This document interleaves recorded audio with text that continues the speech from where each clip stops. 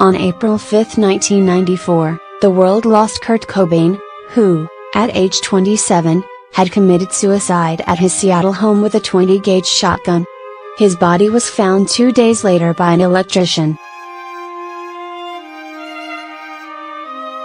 In a 1994 article in Rolling Stone magazine, writer Neil Strauss took a deep dive into the Nirvana singer's final days, including a look at his lengthy battle with drugs and depression. Cobain's body had been found to contain high traces of heroin and Valium when he died, though at the time of his death, Nirvana bassist Krist Novoselic dismissed the idea that his drug habit was the reason he killed himself. "Just blaming it on smack is stupid," Novoselic told a Seattle newspaper at the time. Smack was just a small part of his life. Indeed, Cobain had long suffered from clinical depression, having been diagnosed with it in high school.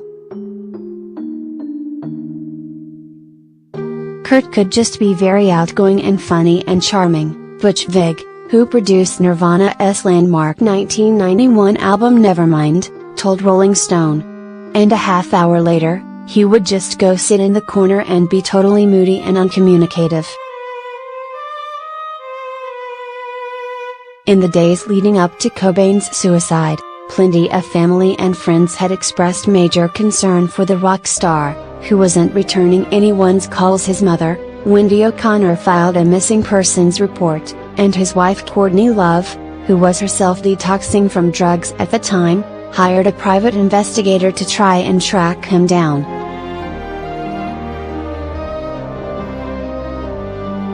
Weeks prior to his death, friends and family had also attempted to enact a full-scale intervention to curb his heroin use.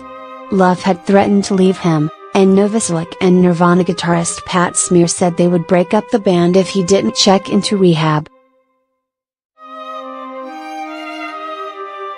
Cobain went, but he didn't stay, walking out of a California clinic 2 days after he admitted himself on April 1, instead returning to Seattle. On April 5, he locked himself in a room above his garage and shot himself in the head. According to the medical examiner report, his body was identifiable only by his fingerprints. A radio station was the first to broadcast the news, which shook not just the music industry, but the entire world. He left a suicide note. At the end he wrote, "Please keep going, Courtney, for Frances," referring to their then 2-year-old daughter Frances Bean. "For her life will be so much happier without me. I love you. I love you."